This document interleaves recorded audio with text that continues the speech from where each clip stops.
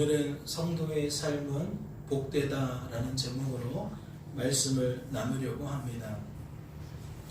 오늘 살펴보실 첫 번째 주제는 시작된 종말입니다. 함께 말씀을 보실까요?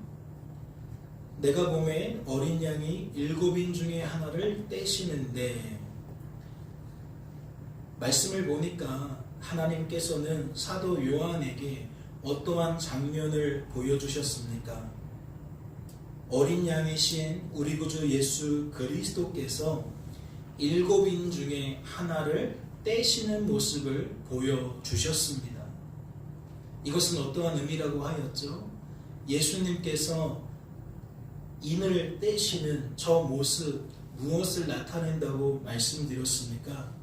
이는 메시아이신 예수 그리스도께서 이 땅에 성육신 하심으로 죄에 대한 하나님의 심판과 하나님의 구원이 시작되었음을 나타낸다고 말씀을 드렸습니다.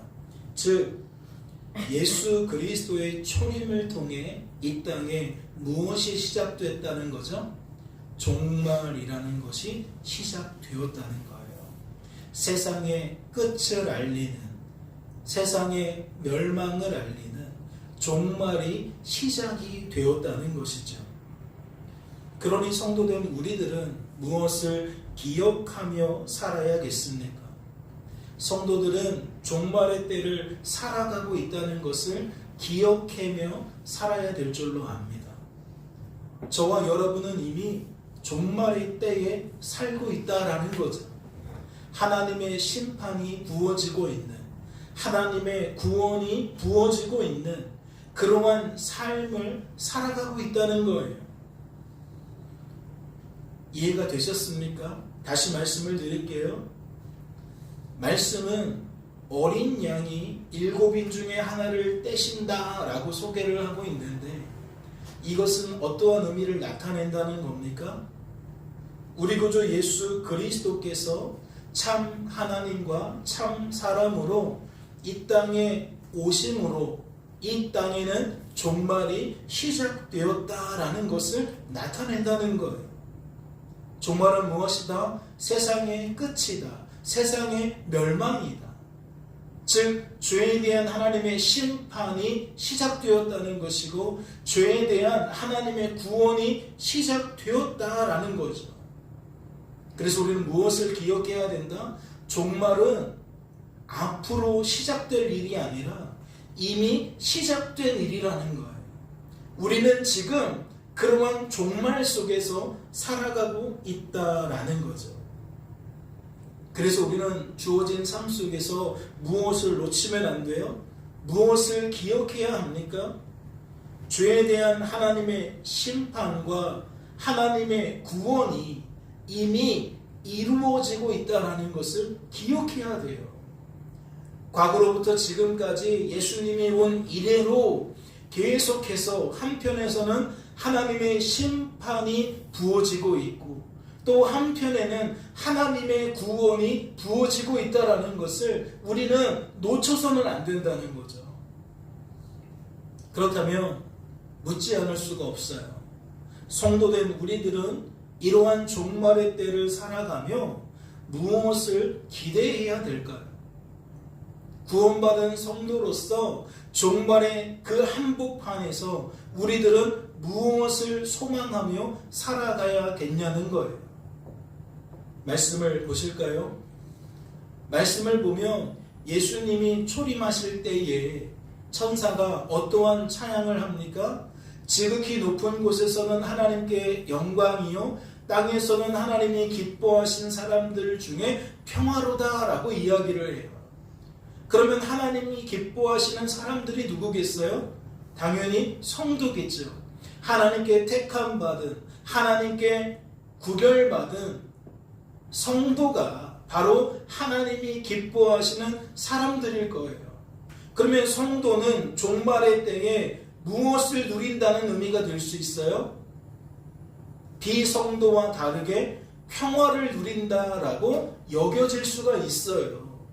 그러면 이 말씀을 그대로 받으면 성도된 우리들은 이 말씀에 근거하여 종말의 때에 무엇을 기대하며 살 수 있다는 거죠?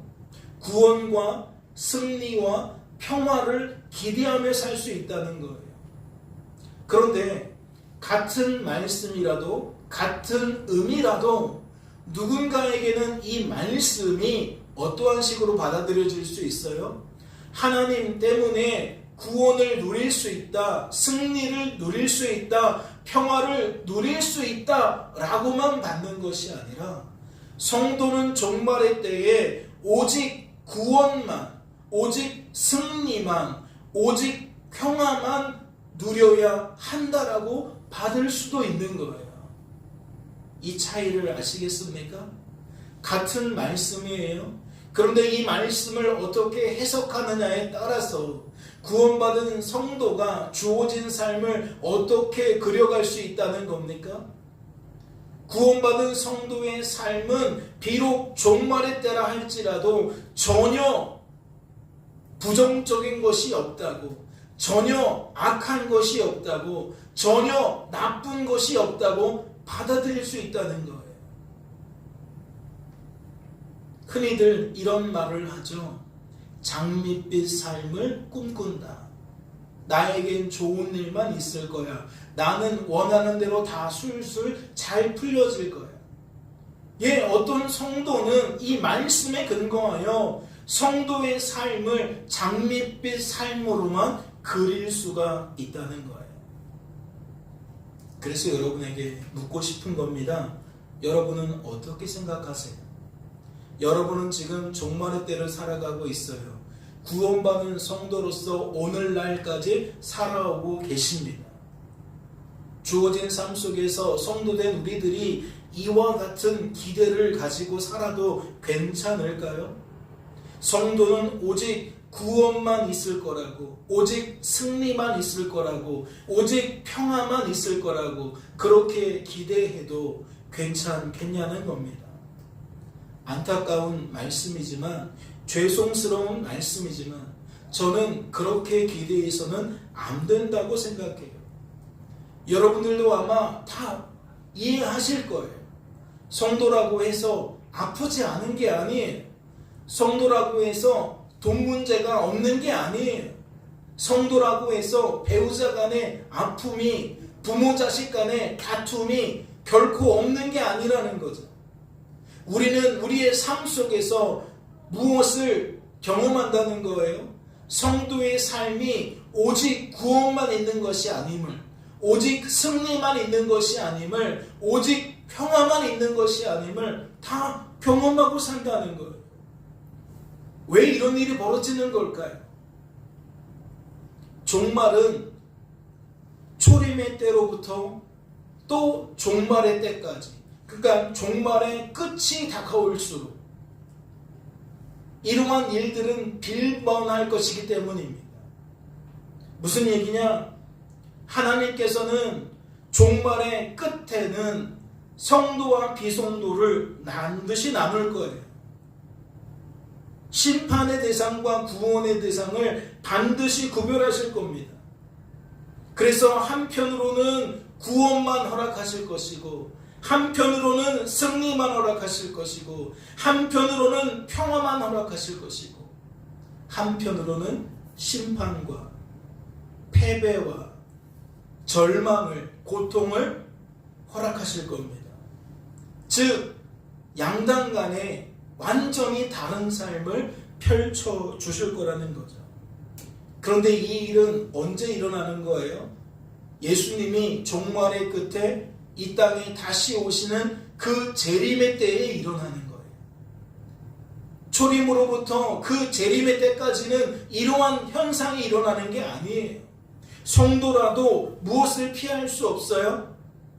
비성도처럼 아픔과 슬픔과 고통과 두려움과 분노를 피할 수가 없어요. 즉 죄의 문제 앞에 성도도 예외가 아니라는 거예요. 그렇다면 다시 본질적인 질문을 해볼게요. 종말의 때를 살아가는 성도는 주어진 삶 속에서 무엇을 기대해야 됩니까? 어떠한 삶을 기대해야 합니까? 말씀을 다시 보세요.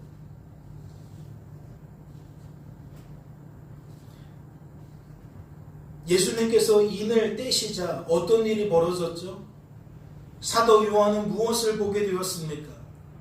피조된 천상적 존재인 내 생물 중에 하나가 큰 소리로 오라 하니 흰 말을 탄 자가 마치 백마탄 왕자님처럼 활을 가지고 면류관을 쓰고 나와 이기고 또 이기려고 하는 것을 보게 되었습니다. 그렇다면 이 흰 말을 탄 자가 누구일까요? 이 흰 말을 탄 자가 하는 일은 무엇일까요? 여러분 상상이 되십니까? 종말의 때에 하나님이 부어주시는 이 재앙이거든요. 죄에 대한 심판과 죄에 대한 진노의 결과예요. 그 결과값으로 이러한 일들이 일어날 것이다 라고 지금 나타내고 있는 겁니다. 여러분 무엇이 상상이 되세요? 이 흰 말을 탄 자가 뭐 하려고 하는 것 같습니까? 그가 종말의 때에 이기고 또 이기려고 한다는 것이 성도된 우리들의 입장에서 어떠한 의미일지 상상이 되십니까? 가늠이 되시냐고요. 이것은 하나님께서 피조된 천상적 존재의 도움을 통해, 즉 천사의 도움을 통해 종말의 때를 살아가는 성도된 우리들을 오직 이기게 만드신다는 그러한 의미가 아닙니다. 우리는 말씀을 보면서 이렇게 환상을 그려볼 수 있잖아요.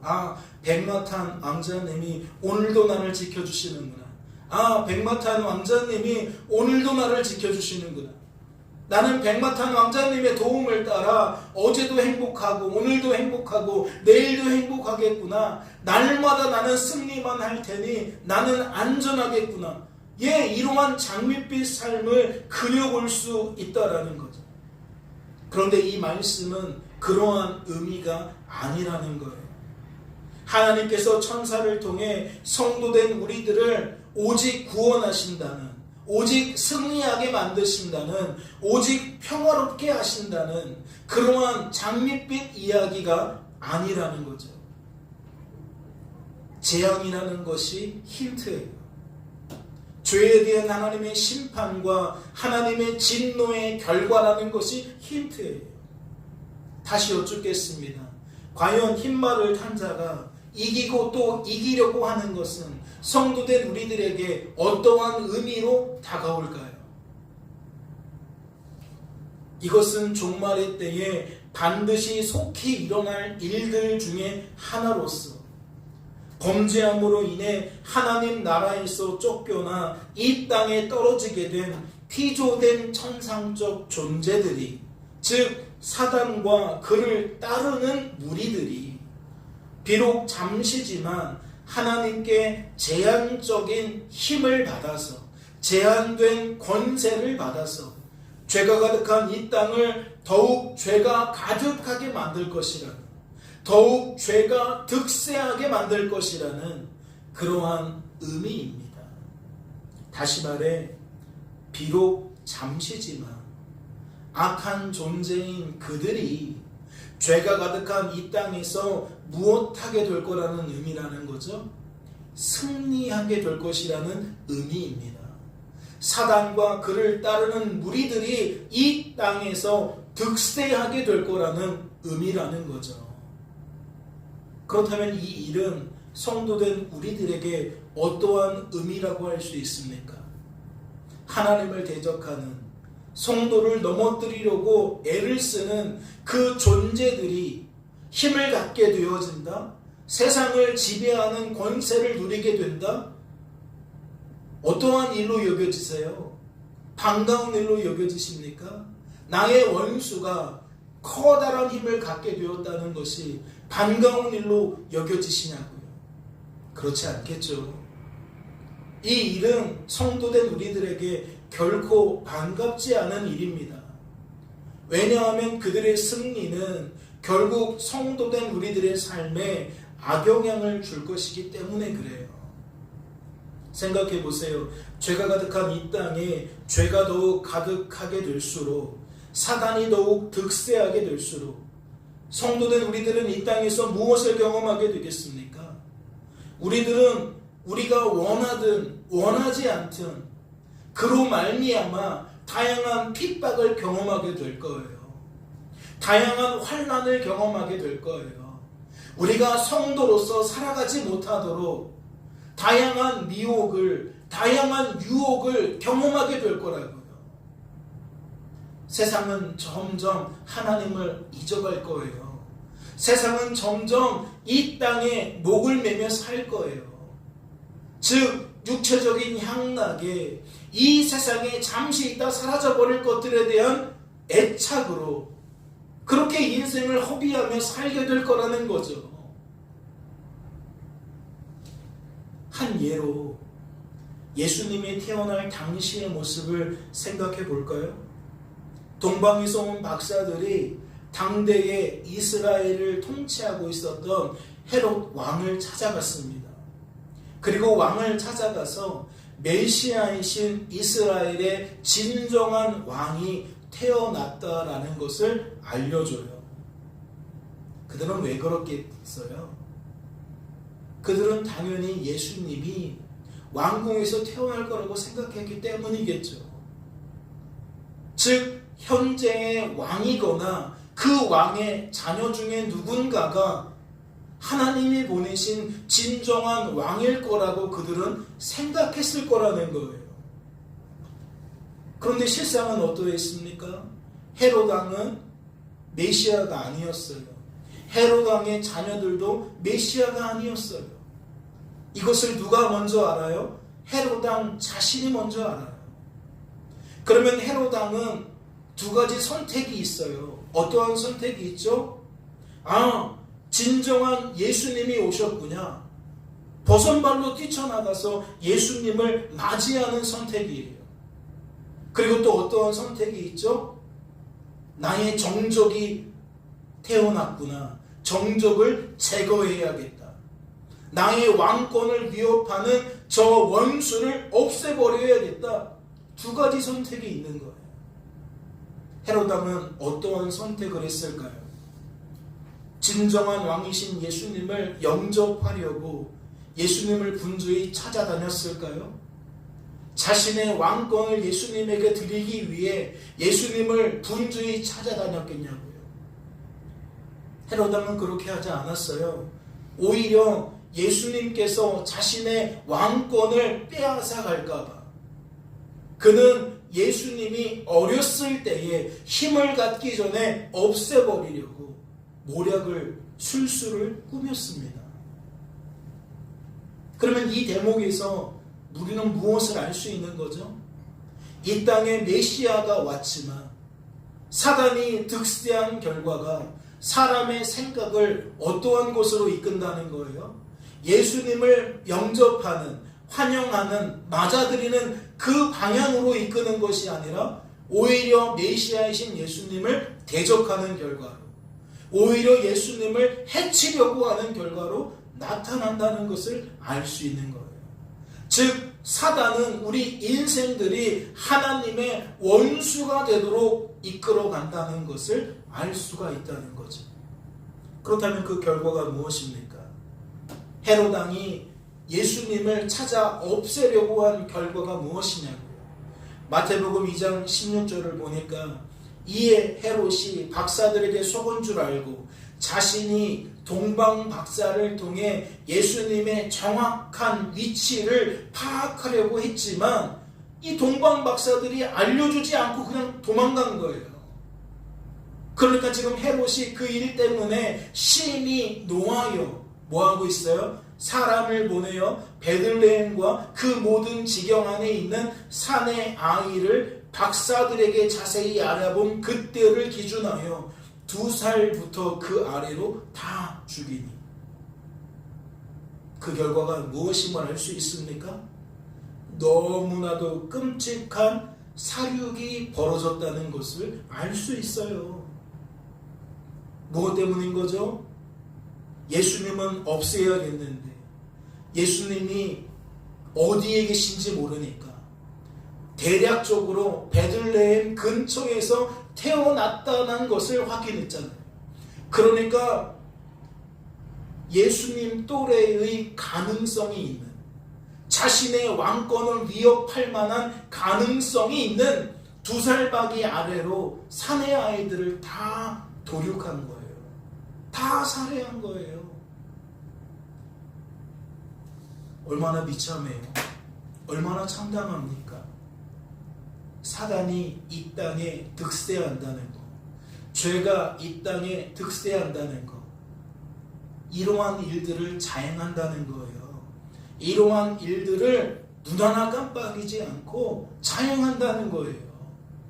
나의 이익을 위해서라면, 나의 유익을 위해서라면, 내가 속한 공동체의 이익을 위해서라면, 내가 속한 나라의 유익을 위해서라면 무엇 할 수 있다?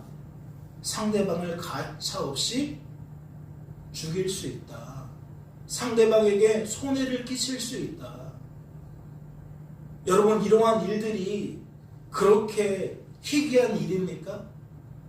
종말의 때를 살아가는 우리들이 날마다 경험하는 거 아니에요? 가정 안에서 배우자 간에, 가정 안에서 형제 자매들 안에 늘 반복되는 일이잖아요. 자기의 이익에 따라서 다른 형제를 모함하고 상대 배우자를 모함하고 자신은 아닌 것처럼, 자신은 깨끗한 것처럼 우리는 그렇게 살아가고 있잖아요. 어디 그뿐입니까? 직장은 더 처절하죠. 나라와 나라 간에는 더 처절하죠. 그러니까 무엇도 발생하는 겁니까? 전쟁도 발생하는 거죠. 이 모든 결과가 우연이 아니에요. 이 땅에 죄라는 것이 사람들의 마음을 사로잡기 때문입니다. 그 죄라는 것을 이 악한 영들이, 즉 사단과 그를 따르는 무리들이 계속 부추기기 때문에 그래요. 그래서 이 땅에는 전쟁이 끊어지지 않는 거예요. 다툼이 끊어지지 않는 거예요. 이제 계시록 6장 1절과 2절에 소개된 저 흰말을 탄 자가 이 땅에서 하는 일이 무엇인지, 그것이 성도된 우리들에게 어떠한 영향을 주고 있는지 잘 파악하게 되셨을 거라고 생각합니다. 그렇다면 또 묻지 않을 수가 없죠. 여러분, 종말의 때를 살아가며 우리들은 날마다 이러한 결과값을 먹게 되어질 텐데 어떠세요? 여러분은 이 종말의 때를 살아간다는 것이 어떻게 다가오십니까? 혹 두렵지 않으십니까? 우리의 죄를 부추기는 이 사단이라는 존재가 두렵지 않냐고요. 이 사단의 부추김에 그대로 끌려다닐 수밖에 없는 강력한 우리들의 죄된 성향이, 죄된 경향이 두렵지 않냐고요. 그로 인해 때로는 내가 고통받고 때로는 나 때문에 누군가가 고통받는 모습을 생각하니 두렵지 않냐는 거죠. 고민해 보시고 또 고민해 보세요. 종말의 때인 2025년 오늘도 결코 예외가 아닙니다. 지금도 제2의 헤롯왕이, 제3의, 제4의, 제5의 헤롯왕이 너무나도 활발하게 활동하고 있어요. 나라 간의 문제만 봐도 러시아와 우크라이나가 아직도 전쟁 중입니다. 지금 몇 년째입니까? 그 발단이 무엇이죠? 자국의 이익을 앞세우는, 자신의 이익을 앞세우는 한 독재자의 행태 때문입니다. 이스라엘과 팔레스타인은 다른가요? 이 또한 자국의 이익을 앞세우는, 자신의 영리를 추구하려고 하는 한 지도자의 몸부림의 결과예요. 꼭 전쟁을 통해서만 나타나나요?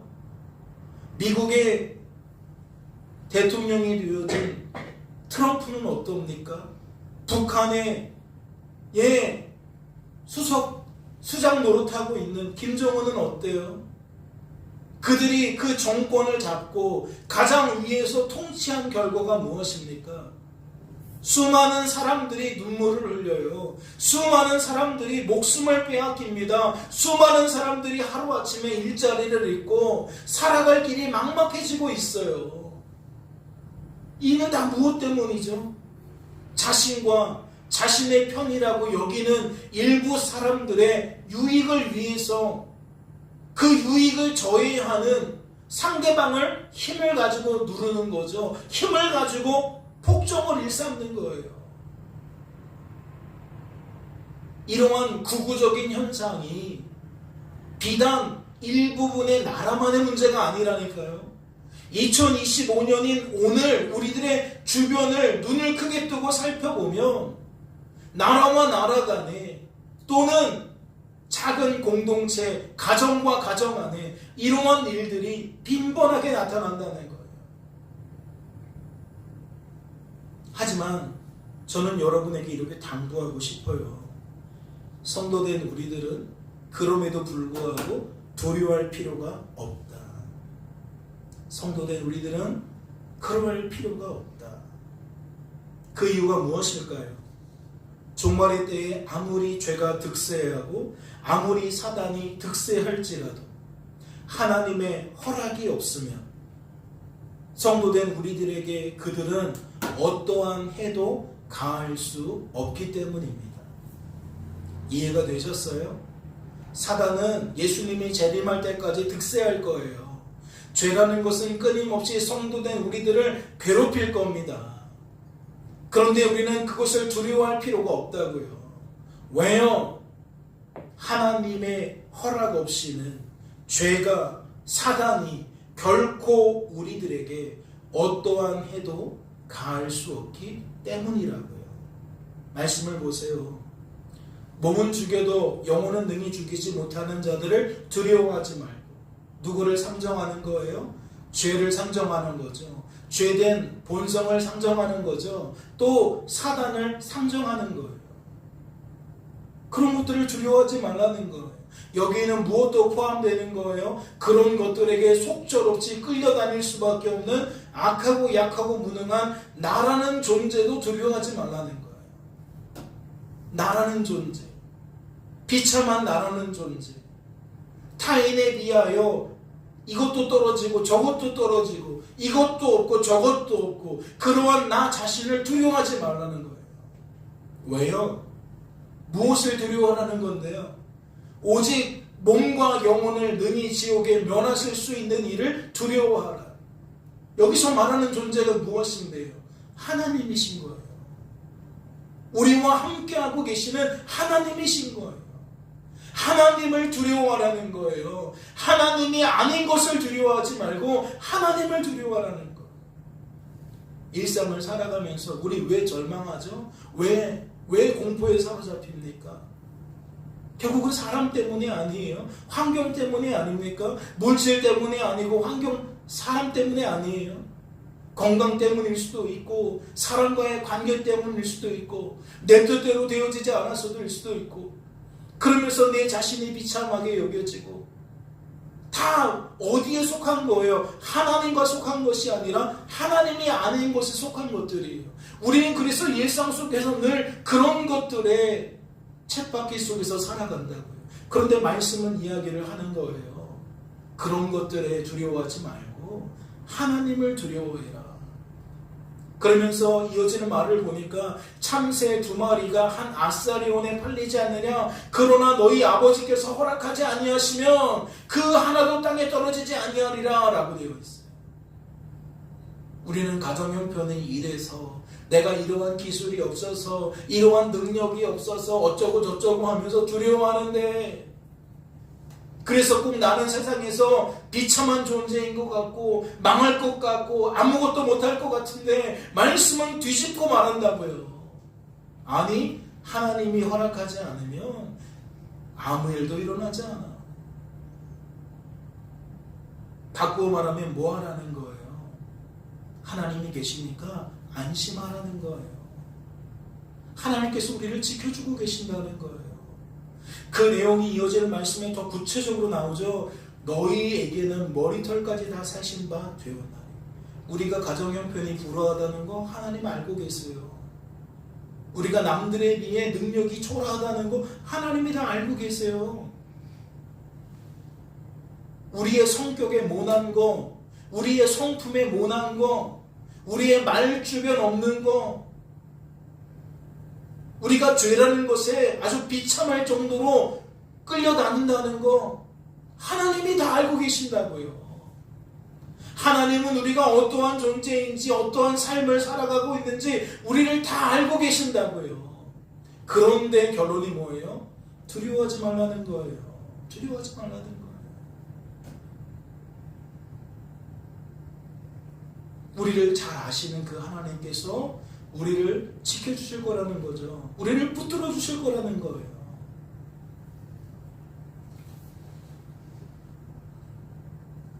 말씀을 통해 무엇을 깨닫게 되십니까?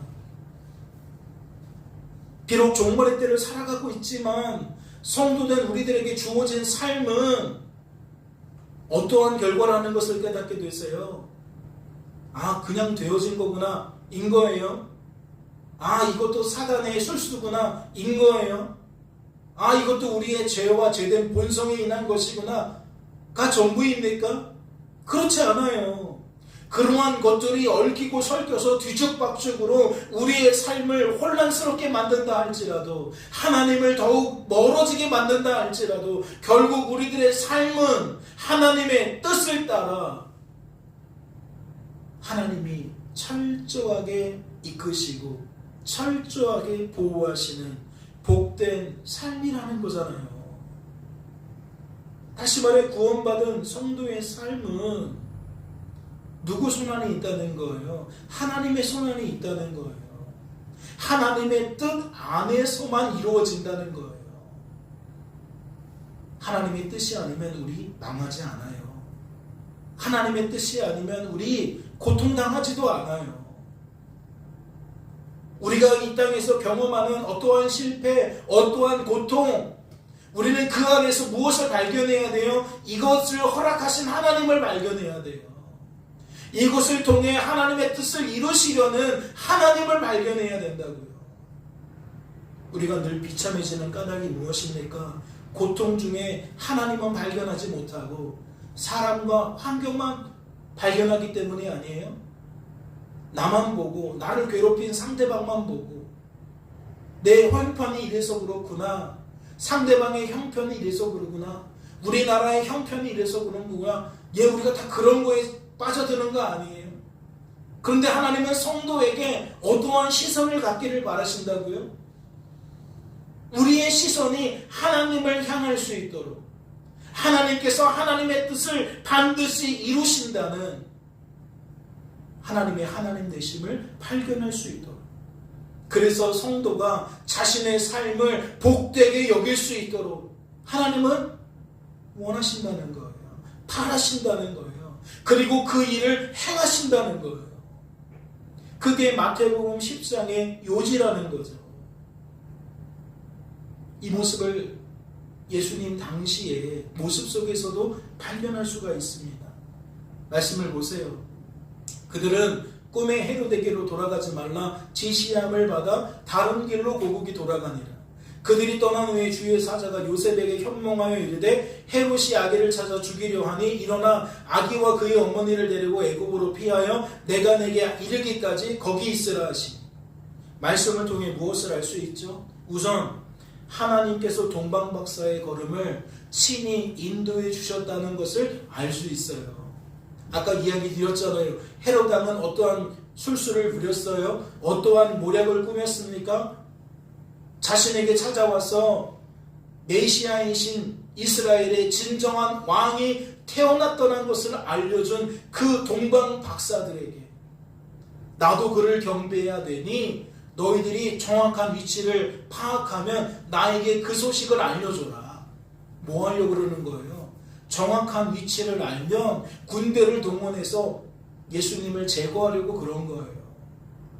동방 박사는 몰랐겠죠. 왕이 그 앞에서 진심으로 연기하지 않았겠어요? 나도 진짜 그럴 거니까 그렇게 좀 해줘. 부탁드립니다.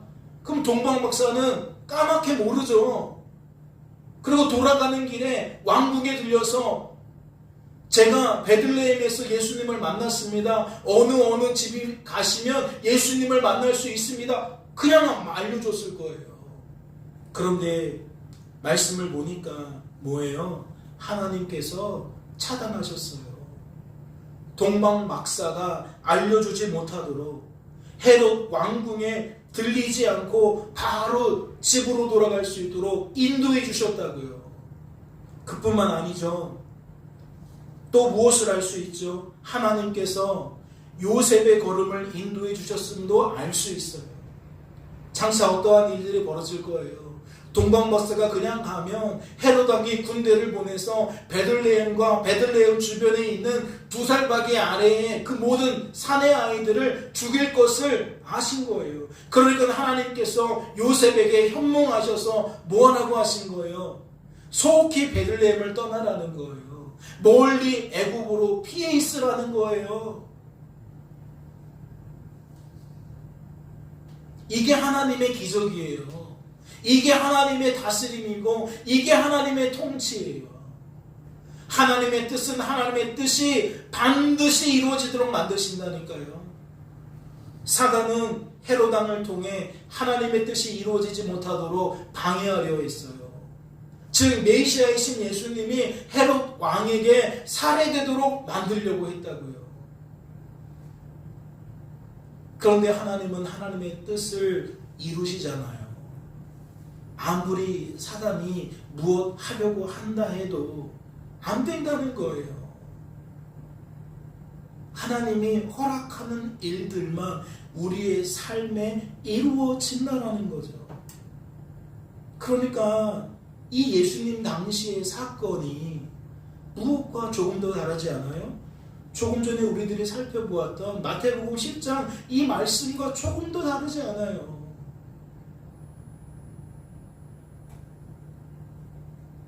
하나님이 사단보다 크세요. 하나님이 사단보다 크십니다. 우리들은 비록 종말의 때를 살아갈지라도 무엇을 두려워해야 돼요? 사단이 아니에요. 오히려 하나님을 두려워하며 살아가야 돼요. 깨닫는 은혜가 있으시기를 주님의 이름으로 소망합니다. 오늘 살펴보게 될 두 번째 주제는 하나님이 기뻐하신 사람들이라는 거예요. 말씀을 보세요.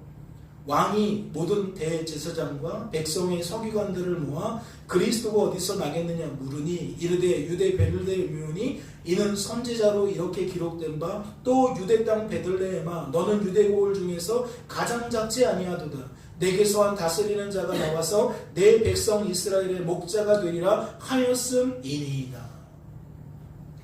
앞서 우리는 땅에서는 하나님이 기뻐하신 사람들 중에 평화라는 것을 확인했죠. 그런데 말씀을 보세요. 왕이 등장하고 대제사장이 등장하고 서기관이 등장해요. 과연 이들은 평화를 누렸을까요? 헤롯 왕이 평화를 누렸을까요? 대제사장이 서기관이 평화를 누렸겠냐고요. 그들은 동방 박사를 통해 복음을 듣게 되었어요. 메시아이신 예수님이 이 땅에 태어나셨다는 복음을 듣게 되었다고.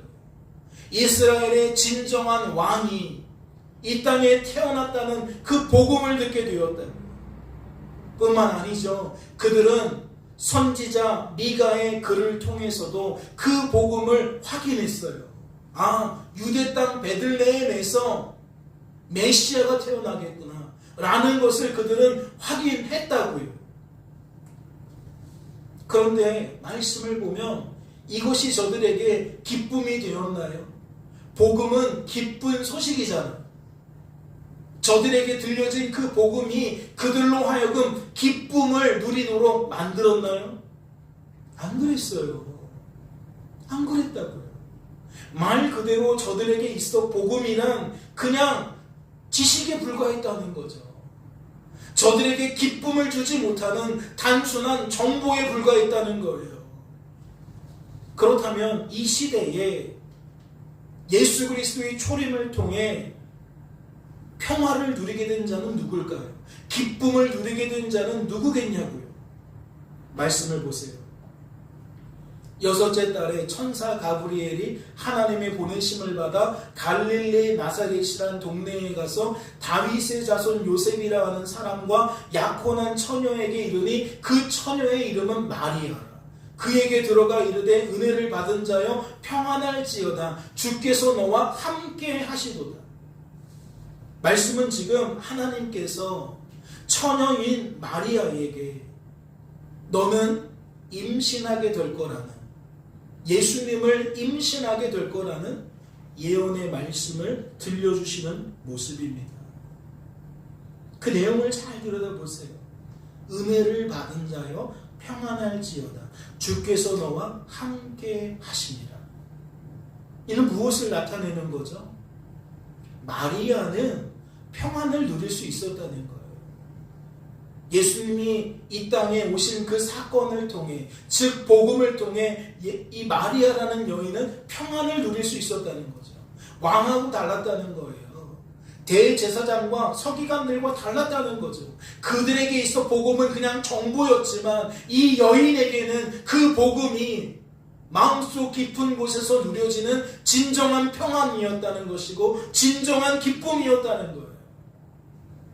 하지만 그게 다가 아니에요. 이 말씀 잘 들여다보세요. 은혜를 받은 자여 평안할지어다. 주께서 너와 함께 계시도다. 여러분, 성도가 비록 종말의 때를 살아가지만 언제 평안을 누릴 수 있을까요? 언제 마리아처럼 평안을 누릴 수 있을까요? 많은 성도들이 사실은 주어진 삶의 자리에서 왕처럼, 대제사장처럼, 서기관들처럼 복음 속에 살지만 평안을 누리지 못하고 사는 게, 맞아요. 많은 성도들이 경제가 어렵다고, 정치가 혼란스럽다고, 배우자의 관계가 힘들다고, 자식과의 관계가 힘들다고, 부모와의 관계가 힘들다고, 작은 집단인 가정에서부터 국가에 이르기까지 그 속에 속해 있는 성도가 복음은 알고 있지만 무엇을 누리지 못해요? 평안을 누리지 못해요. 기쁨을 누리지 못한다고요. 그러면 뭘 망증하는 거예요? 정보일 뿐이라는 거예요. 예수님이 우리와 함께하고 계신다는 게 그냥 정보일 뿐이라는 거죠. 그런데 이 말씀은 한 가지 가능성을 열어두고 있어요. 성도는 복음을 통해 평안을 누릴 수 있다. 복음을 통해 기쁨을 누릴 수 있다. 단 언제 누린다? 어떻게 누린다? 함께 하시는 하나님 때문에, 하나님이 함께하고 계신다는 것을 깨닫게 되면 성도는 평안을 누리게 된다는 것. 남편 때문에 도저히 평안이 누려지지 않아요. 자녀 때문에 도저히 평안이 누려지지 않아요. 그런데 그 순간 하나님이 나와 함께하고 계신다는 걸 깨닫게 되면 남편과 상관없이, 자녀와 상관없이 그는 구원받은 성도로서 평안을 누리게 된다. 복음을 통해 평안을 누리게 된다. 지금 그 이야기를 하고 있는 거예요. 마리아의 입장에서 황당한 이야기예요. 처녀인데 아이를 임신한다? 처녀가 아이를 임신한다? 지금도 그렇게 좋은 평가가 아니거든요. 이 시대에는 말해 못하겠어요. 특별히 이 여인은 지금 정혼한 사람이 있잖아요. 요셉이라는 사람과 이미 결혼을 약속한 상태잖아요. 그런데 아이를 임신했다? 요셉의 아이가 아니다? 이건 뭐 말할 것도 없는 거죠. 이 상태만 가지고는 평안을 누릴 수 없다고요. 내가 이런 사람과 함께 사는데, 내가 이런 회사에서 일하고 있는데 어떻게 평안할 수 있습니까? 라고 말할 상황이라는 거죠. 그런데 말씀은 은혜를 받은 자여 평안할지어다. 주께서 너와 함께 하겠습니다. 생각을 틀어주고 있는 거예요. 다시 말해, 주어진 삶 속에서 체감하게 된 복음을 통해 우리들이 복음을 깨닫게 된다면 성도는 그 상황과 상관없이, 형편과 상관없이 참된 평안을 누릴 수 있다는 거죠. 요셉도 생각해 보세요. 마리아의 남편이 되어질 요셉도 생각해 보세요. 이 일을 생각할 때 주의 사자가 현몽하여 이르되 다윗의 자손 요셉아 내 아내 마리아 데려오기를 무서워하지 말라. 그에게 잉태된 자는 성령으로 된 것이니라. 아들을 낳으리니 이름을 예수라 하라. 이는 그가 자기 백성을 그들의 죄에서 구원할 자이심이라 하니라. 요셉의 상황은 뭐가 다르겠어요? 내가 결혼해야 될 여인이 임신을 했다? 나는 주변 사람들에게 이 상황을 어떻게 설명해야 되지? 이 상황 속에서 어떻게 기쁨을 누릴 수 있어요? 어떻게 평안을 누릴 수 있냐고요? 그런데 지금 말씀을 보니까 누가 요셉을 설득하고 있어요? 하나님이 요셉을 설득하고 있어요. 주의 사자를 통해서, 즉 천상적 존재인 천사를 통해서 요셉을 설득하고 있다고요. 뭐라고 설득하고 있어요? 이것은 마리아가 죄 지은 결과가 아니다. 너 몰래 다른 남자와 바람핀 게 아니다. 이것은 하나님께서 하나님의 뜻을 이루시기 위함이다. 메시아를 너의 아내가 될 그 여인 마리아를 통해 이 땅에 오게 하실 계획이다. 그 뜻이 이루어지고 있는 것이다. 그러면 우리는 추가적으로 무엇을 알 수 있는 거죠? 하나님께서 하나님의 뜻을 이루셨다라는 것을 깨닫게 되면 우리는 평안을 누릴 수 있다는 거예요. 내게 주어진 삶의 결과가 하나님의 뜻이 이루어진 결과라는 것을 확인하게 되면, 하나님 때문에 그것을 알게 되면 우리는 그 결과 안에서도 무엇을 누릴 수 있다? 평안을 누릴 수 있다. 무엇을 초월할 수 있다는 거예요? 상식을 초월할 수 있다는 거예요. 내 여자친구가 나도 모르는 사이에 임신하고 왔어요. 그런데 이 여자친구와 결혼할 수 있어요? 상식적이지 않은 일이에요. 그런데 하나님께서 이것이 하나님의 뜻 안에서 되어진 일이라는 것을 깨닫게 만드시는 순간 요셉은 무엇할 수 있었다? 오히려 평안할 수 있었다. 기쁨을 누릴 수 있었다. 아, 나의 가정에 메시아가 태어난 일이구나. 나와 내 아내인 마리아를 통해 메시아가 이 땅에 태어나게 하시려는 하나님의 뜻이 있었던 거구나. 생각이 달라지니까 감정이 달라지고, 감정이 달라지니까 의지가 달라져요. 그래서 요셉은 기쁜 마음으로 마리아랑 결혼해요. 이런 목자들도 예외가 아닙니다. 목자들은 자기들에게 이르던 바와 같이 듣고 본 모든 것으로 인하여 하나님께 영광을 돌리고 찬송하며 돌아갑니다. 당시 목자는 사람들이 싫어하는 대상이었어요. 사람들이 기피하는 대상이었어요. 마치 그 시대의 세리나 창녀와 같이 아주 밑바닥 삶으로 여기던 사람들이라고요. 그런데 말씀을 보니까 목자들은 뭐하고 있는 거예요? 복음을 듣고 기뻐하는 거예요. 복음을 듣고 평안을 누리는 거예요. 이 목자들에 비하면 왕이라는 존재는, 대제사장이라는 존재는, 서기관이라는 존재는 비교할 게 안 돼요. 너무나도 높은 자리에 있는 사람들이에요. 이 세상에서 그 사람들이 성공의 정점이라고요.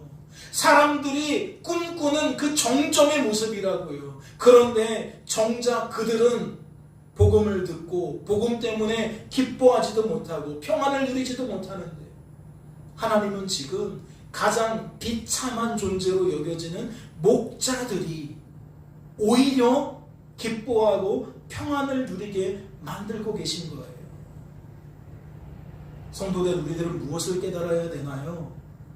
하나님이 기뻐하신 사람들은 하나님의 뜻 안에서 택함받고 구별받은 사람들이라는 것을 깨달아야겠죠. 내가 공부 잘해서 성도가 된 것이 아니구나. 가장 성공했기 때문에 내가 성도가 된 것이 아니구나.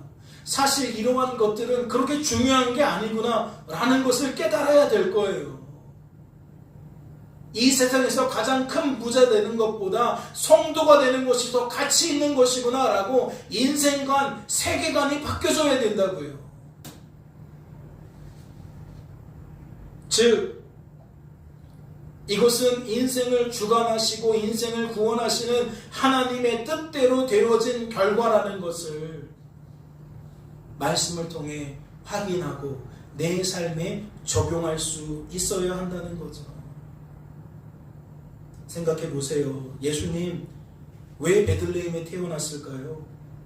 황제가 고향에서 돌아가 호적하라고 했기 때문일까요?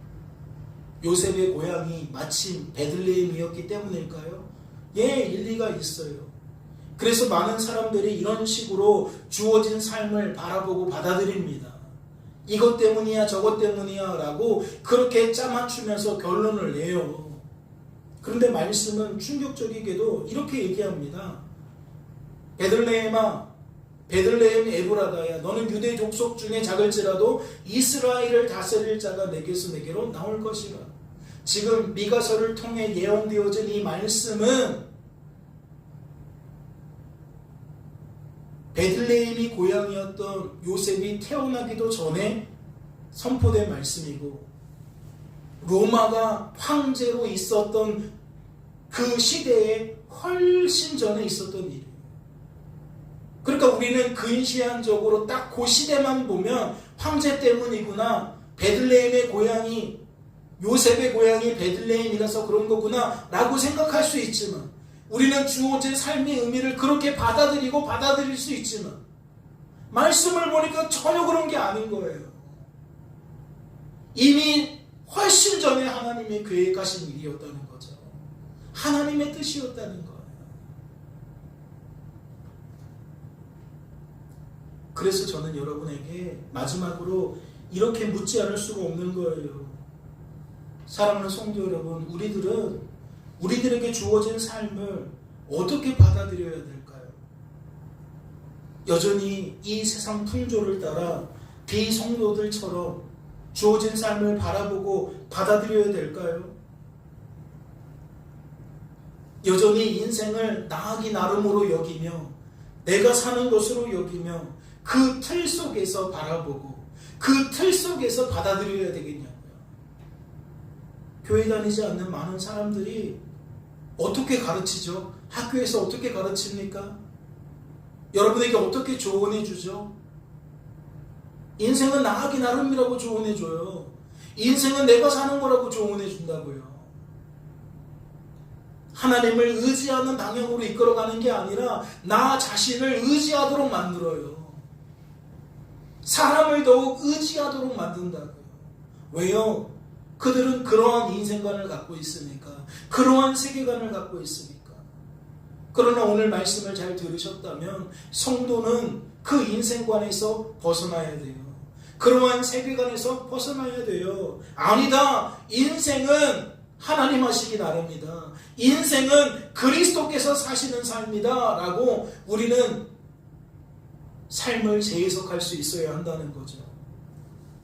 다시 말해, 성도된 우리들은 또다시 죄로 인해 상황 논리에 빠져서는 안 된다는 거예요. 근시안적으로 사람만 보고 환경만 보면서 그 속에서 원인을 찾아서는 안 된다는 거죠. 또다시 죄가 가득한 이 세상에 죄로 물든 상식과 죄로 물든 가치관에 붙들려서는 안 된다는 겁니다. 성도가 인생을 내가 사는 것으로 점점점 확신해 가면 안 된다는 거죠. 이는 다시 말해 사람 논리와 환경 논리에 사로잡혀서는 안 된다는 거예요. 만약 그러다가 무엇을 놓쳐요? 인생의 주관자의 구원자이신 하나님을 놓쳐요. 하나님을 모른 채 살아가요. 이제 말씀을 맺고자 합니다. 요한계시록을 통해 우리는 얼마든지 무엇을 발견할 수 있어요? 성도의 삶이 복된 삶이라는 것을 발견할 수 있어요. 단, 이 복됨은 나쁜 일이 없는 복됨이 아니에요. 내가 원하는 대로 되어지는 복됨이 아닙니다. 언제나 하나님의 뜻대로 되어지는 복됨이에요. 언제나 하나님 때문에 우리가 성도로 세워지고 보존되고 성도다워지는 복됨입니다. 누구도 이걸 막을 수 없어요. 죄도, 죄된 본성도, 사단도, 사단을 따르는 무리들도 이걸 막아세울 수 없어요. 즉 우리 주변에 있는 비신자의 수많은 말들이, 수많은 조언이, 수많은 교훈이 우리를 이끌어갈 수 없다고요. 성도는 말씀을 통해 하나님 바라기가 되는 것이고, 하나님을 의존하는 존재가 되는 것이고, 하나님을 자랑하는 삶을 살게 되는 거예요. 따라서 성도의 삶은 복되다는 거죠. 깨닫는 은혜가 있으시기를 주님의 이름으로 소망합니다. 잠시 기도합니다. 하나님 아버지, 우리를 사랑하셔서 오늘도 종말의 대로 살아가며 이 삶을 어떻게 바라봐야 할지, 이 삶의 의미를 어떻게 받아들여야 할지 고민하게 하시니 감사합니다. 그리고 그 고민의 끝에 우리의 삶이 얼마나 복된 삶인지 더욱 확인시켜 주시니 너무나도 감사합니다. 이 세상의 상학 논리에 빠지지 않게 하여 주옵소서. 죄된 상식과 가치관에, 사람 논리, 환경 논리에 발목을 붙들리지 않게 하여 주옵소서. 우리는 스스로 그리할 수 없지만 우리와 함께 하시는 하나님 때문에 우리는 그러한 삶을 살게 될 줄로 믿습니다.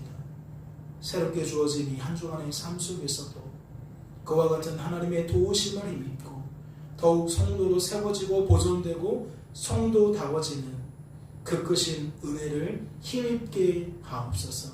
주께서 우리를 붙들어 주실 줄로 믿고 감사드리며 이 모든 말씀 우리를 죄에서 구원하신 예수님의 이름으로 기도하옵나이다. 아멘.